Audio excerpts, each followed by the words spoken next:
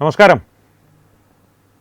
മുസ്ലിമായിട്ടുള്ള ഒരു ഇസ്ലാമിൻ്റെ ഏറ്റവും വലിയ വിമർശകൻ എന്ന് തന്നെ കേരളത്തിലെ സാഹചര്യങ്ങളെ സംബന്ധിച്ച് പരിശോധിക്കുമ്പോൾ പറയാവുന്ന ഡോക്ടർ ആരിഫ് ഹുസൈൻ തെരുവോത്ത്. ഇപ്പോൾ അദ്ദേഹത്തെ ഡോക്ടർ എന്ന് വിളിക്കാൻ പാടില്ല എന്നാണ് അദ്ദേഹത്തിന് ഹോമിയോയുടെ സർട്ടിഫിക്കറ്റ് നൽകിയ അധികൃതർ പറയുന്നത്. പക്ഷേ അദ്ദേഹം തന്നെ അത് തന്നെ പറയാറുണ്ട്. അദ്ദേഹത്തിന് പഠിച്ച ശാഖയോടുള്ള വിശ്വാസം നഷ്ടപ്പെട്ടതിനാൽ അദ്ദേഹം ആരിഫ് ഹുസൈൻ തെരുവോത്ത് എന്നാണ് അറിയുവാൻ ആഗ്രഹിക്കുന്നത്.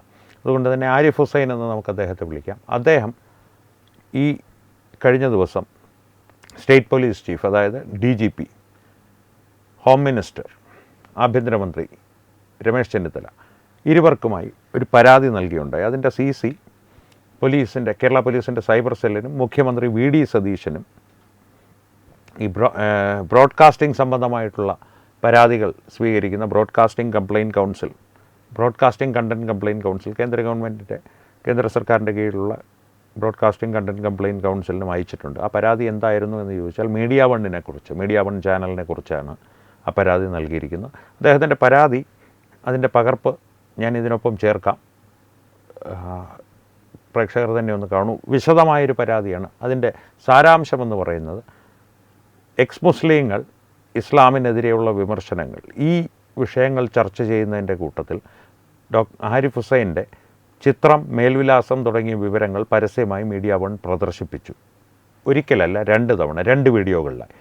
ഇത്തരത്തിലുള്ളൊരു പ്രദർശനത്തിനെതിരെ കൃത്യമായിട്ടുള്ള നടപടികൾ എടുക്കണമെന്ന് അഭ്യർത്ഥിച്ചുകൊണ്ടുള്ള ഒരു ഇമെയിൽ പരാതിയാണ് ഡോക്ടർ ആരിഫ് ഹുസൈൻ്റെ ഭാഗത്തു നിന്ന് സ്റ്റേറ്റ് പോലീസ് ചീഫ്, അതായത് DG, ആഭ്യന്തരമന്ത്രി, മുഖ്യമന്ത്രി, കേരള പോലീസിൻ്റെ cyber cell, broadcasting content complaint council, ഈ 5 ആളുകൾക്കായി പോയിരിക്കുന്ന പ്രധാനമായി DGPക്കാണ് ആ പരാതി അയക്കപ്പെട്ടിരിക്കുന്നത്. അപ്പോൾ ആ ഇമെയിലിൽ ഡോക്ടർ ആരിഫ് ഹുസൈൻ വ്യക്തമായി തന്നെ പറയുന്നുണ്ട്, ഇതൊരു എൻ്റെ ഭാവനയിലുള്ള ഒരു പരാതിയല്ല, എൻ്റെ നേരെയുള്ള ഇത്തരത്തിൽ എൻ്റെ വ്യക്തിഗത വിവരങ്ങൾ പ്രദർശിപ്പിക്കുന്നത് കൊണ്ട് എനിക്ക് നേരെ ഉണ്ടായേക്കാവുന്ന ആക്രമണങ്ങൾ എന്നുള്ളത് എൻ്റെ ഭാവനയിൽ ഉരുത്തിരിഞ്ഞൊരു കാര്യമല്ല. കേരളത്തിലെ സാഹചര്യങ്ങൾ അങ്ങനെയാണ്. അദ്ദേഹത്തിൻ്റെ ഇത്തരത്തിലുള്ള വിമർശനങ്ങൾ മുസ്ലിങ്ങൾക്കെതിരെയുള്ളൊരു വിമർശനമായിട്ടാണ് മീഡിയ വൺ അവതരിപ്പിക്കുന്നത്. അദ്ദേഹത്തിൻ്റെ പരാതിയിൽ വ്യക്തമായി പറയുന്നുണ്ട്, അദ്ദേഹത്തിൻ്റെ വിമർശനങ്ങളെല്ലാം ഇസ്ലാം മതം, ആ മതത്തിന് രാഷ്ട്രീയപരമായിട്ടുള്ള അവകാശവാദങ്ങൾ, ആ മതത്തിൻ്റെ ആത്മീയപരമായിട്ടുള്ള അവകാശവാദങ്ങൾ, ചരിത്രപരമായിട്ടുള്ള അവകാശവാദങ്ങൾ, മറ്റ് മതങ്ങളുടെ മേൽക്കോയ്മയുണ്ടെന്ന് ഇസ്ലാം അവകാശപ്പെടുന്ന ആ ഒരു വാദം, ഇവയൊക്കെയാണ് അദ്ദേഹം വിമർശിക്കുന്നത്. അല്ലാതെ മുസ്ലിങ്ങൾ ഒരു ജനത, മുസ്ലിം വിഭാഗത്തിനെയല്ല, ഇസ്ലാമിനെയാണ് അവർ അനുഗമിക്കുന്ന, അല്ലെങ്കിൽ അവർ ആചരിക്കുന്ന മതത്തെയാണ് അദ്ദേഹം വിമർശിക്കുന്നതെന്ന് അദ്ദേഹം വളരെ വ്യക്തമായി പറയുന്നുണ്ട്. അതുകൊണ്ട് തന്നെ ഈ ഒരു ഭീഷണി അദ്ദേഹം നിസ്സാരമായി കാണുന്നില്ല. അത് കാണാത്തതിന് ഞാൻ ഡോക്ടർ ആരിഫ് ഹുസൈനെ കുറ്റവും പറയില്ല. കാരണം പ്രേക്ഷകർക്ക് ഓർമ്മയുണ്ടാകും, UDF സർക്കാർ അധികാരത്തിൽ വന്ന ഉടൻ തന്നെ, അല്ലെങ്കിൽ അധികാരത്തിലേറുമെന്ന് മെയ് 4-ാം തീയതി കഴിഞ്ഞ് തിരഞ്ഞെടുപ്പിൻ്റെ ഫലങ്ങളെല്ലാം വ്യക്തമായ സമയത്ത് തന്നെ തത്വമയി ന്യൂസ് പ്രേക്ഷകരുടെ മുമ്പിൽ ഞാൻ തന്നെ ഒരു വീഡിയോ ചെയ്തിരുന്നു. അതിൽ ഞാൻ ഡോക്ടർ ആരിഫ് ഹുസൈന് വളരെ വ്യക്തമായിട്ടുള്ളൊരു മുന്നറിയിപ്പ് നൽകിയിരുന്നു.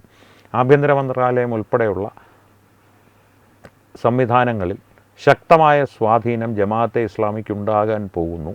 അത്തരത്തിലുള്ളൊരു സർക്കാരാണ് അധികാരത്തിൽ വരുവാൻ പോകുന്നത്. അതുകൊണ്ട് തന്നെ ഡോക്ടർ ആരിഫ് ഹുസൈനെ പോലെയുള്ള ഇസ്ലാമിൻ്റെ ഏറ്റവും ശക്തരായ വിമർശകരെ കൃത്യമായി ലക്ഷ്യം വെച്ചുകൊണ്ടുള്ള പല പ്രവർത്തനങ്ങളും, ഒരുപക്ഷെ പരസ്യമായ ഭീകരവാദ പ്രവർത്തനങ്ങൾ തന്നെ ഉണ്ടായേക്കാം. അതിന് നിയമ സംവിധാനങ്ങളുടെ ഭാഗത്തു നിന്ന് മൗനാനുവാദവും ലഭിച്ചേക്കാം. അത്തരത്തിലൊരു സാഹചര്യമാണ് കേരളത്തിൽ ഉരുവായി വരുന്നതെന്ന് ഞാൻ വ്യക്തമായൊരു മുന്നറിയിപ്പ് നൽകിയിരുന്നു. തത്വമയി ന്യൂസ് പലപ്പോഴായി അത്തരത്തിലുള്ളൊരു സാഹചര്യം കേരളത്തിലുണ്ട് എന്നുള്ള കാര്യങ്ങൾ പ്രേക്ഷകരുമായി പങ്കുവച്ചിരുന്നു.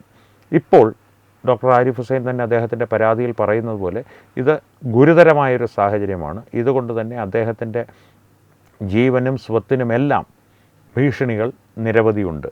അതുകൊണ്ട് തന്നെ ഈ പരാതി വളരെ ഗൗരവമായി കാണണമെന്നാണ് അദ്ദേഹം സ്റ്റേറ്റ് പോലീസ് ചീഫിനോടും DGPയോടും ആഭ്യന്തരമന്ത്രിയോടും മുഖ്യമന്ത്രിയോടും എല്ലാം അഭ്യർത്ഥിക്കുന്നത്. ഒപ്പം തന്നെ വ്യക്തിപരമായി അദ്ദേഹത്തോട് തത്വമയി ന്യൂസിന് പറയാനുള്ളത്, ഈ ബ്രോഡ്കാസ്റ്റിംഗ് കണ്ടൻറ് കംപ്ലയിൻറ്റ് കൗൺസിലിന് മാത്രമല്ല, കേന്ദ്ര ഏജൻസികൾക്കും NIA ഉൾപ്പെടെയുള്ള ഏജൻസികൾക്കും ഈ പരാതി അയയ്ക്കുക. ഇത്തരത്തിലുള്ളൊരു ഭീഷണി തൻ്റെ പേരിൽ നിലവിൽ ഉണ്ട് എന്നുള്ള കാര്യം വളരെ വ്യക്തമാകുക. ആക്കി തന്നെ പറയുക, ആവശ്യമെങ്കിൽ കോടതിയെ തന്നെ സമീപിക്കുക. ഒപ്പം അദ്ദേഹത്തിന് ചെയ്യുവാൻ സാധിക്കുന്നൊരു കാര്യം, സാബു ജോസഫിനെ പോലുള്ളവർ, 2020 സാബു ജോസഫിനെ പോലുള്ളവർ റിപ്പോർട്ടർ ചാനലിൻ്റെ പോലുള്ള ചാനലുകളുടെ നിയമസാധുതയെ ചോദ്യം ചെയ്ത് കോടതിയെ സമീപിച്ചിട്ടുണ്ട്. അത്തരത്തിൽ ഈ മീഡിയ വൺ പോലുള്ള ചാനലുകളുടെ നിയമസാധുതയും കൂടി ചോദ്യം ചെയ്യാനുള്ള സാധ്യതകൾ പരിശോധിക്കുക. കാരണം ഈ ഒരു ചാനൽ ഇത്തരത്തിലുള്ള പ്രവൃത്തികളുമായി മുന്നോട്ട് പോകുന്നത് ഇതാദ്യമായിട്ടല്ല, അല്ലെങ്കിൽ സമൂഹത്തിനിടയിലേക്ക് വരുന്നത് ഇതാദ്യമായിട്ടല്ല. ഒന്നുകിൽ ആരിഫ് ഹുസൈനെ പോലുള്ളവരുടെ വിവരങ്ങൾ, വ്യക്തിഗത വിവരങ്ങൾ പരസ്യപ്പെടുത്തി ജിഹാദികൾക്ക് അവരെ ആക്രമിക്കുവാനുള്ളൊരു മാർഗം തെളിയിച്ചു കൊടുക്കുക, അല്ലെങ്കിൽ രാജ്യത്ത് കുത്തിത്തിരിപ്പുണ്ടാക്കി സമൂഹത്തിൽ വിഷം നിറയ്ക്കുന്ന അടുപ്പുകൂട്ടി ചർച്ച പോലുള്ള മ്ലേച്ഛത്തരങ്ങൾ നിരന്തരം ദൈനംദിനം പ്രേക്ഷകരുടെ മുമ്പിൽ എത്തിക്കുവാൻ ശ്രമിക്കുക. ചാനൽ ആരും കാണുന്നില്ല എങ്കിൽ മീഡിയ വണ്ണിൻ്റെ യൂട്യൂബ് ചാനലുകളിലൂടെ അത് പ്രചരിപ്പിക്കുക. അത്തരത്തിലുള്ള അതിൽ നിന്ന് എന്തെങ്കിലും വരുമാനം ഉണ്ടായാലും ഇല്ലെങ്കിലും വിഷയമല്ല എന്നുള്ള രീതിയിൽ ശക്തമായ സാമ്പത്തിക സഹായത്തോടു കൂടി തന്നെ, പിന്തുണയോടുകൂടി തന്നെ പ്രവർത്തിക്കുന്ന ഒരു രീതിയാണ് മീഡിയ വൺ അനുവർത്തിച്ചു വരുന്നത്. അതുകൊണ്ട് തന്നെ സാമൂഹിക വിപത്താണ് ഈ ചാനൽ, ഈ മാധ്യമം.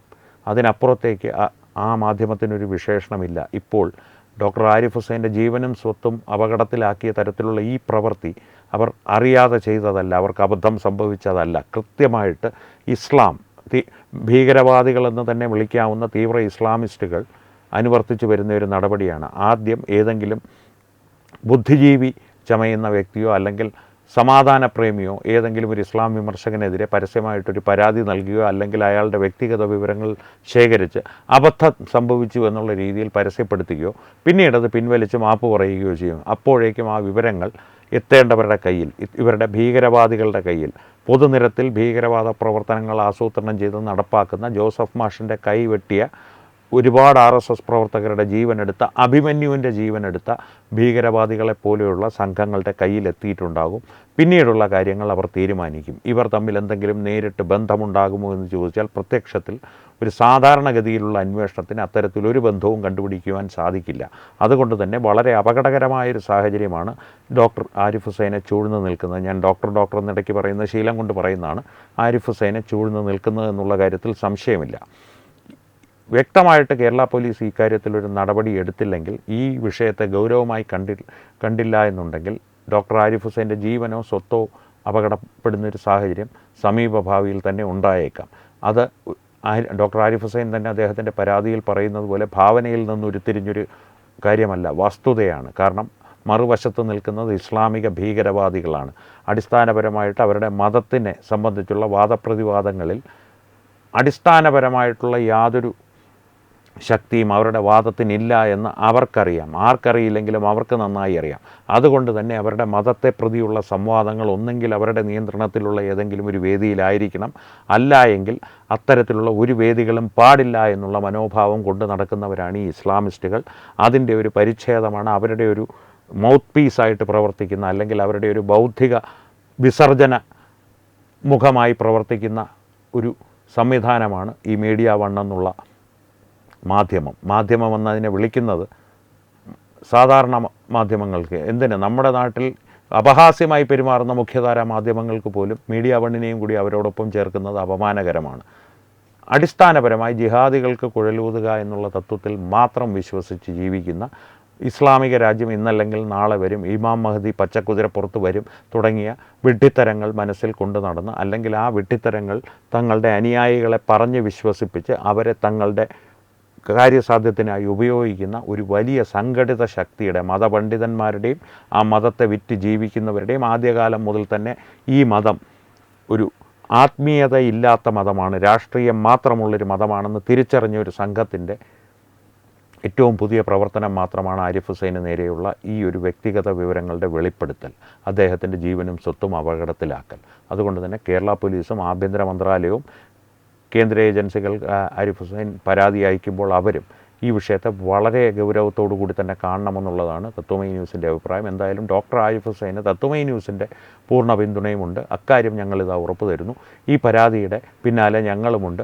മീഡിയ വൺ എവിടം വരെ പോകുമെന്ന് നമുക്ക് കാണാം. ഈ പരാതികളിൽ പിന്മാറുന്ന ഒരാളല്ല ആരിഫ് ഹുസൈൻ, തത്വമൈ ന്യൂസ് പണ്ടേ അല്ല.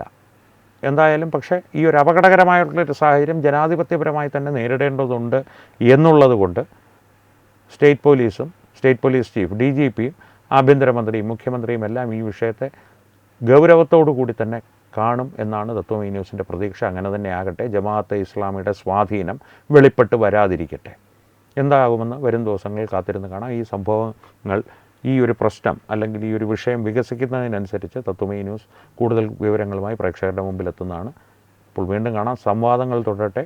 നന്ദി, നമസ്കാരം.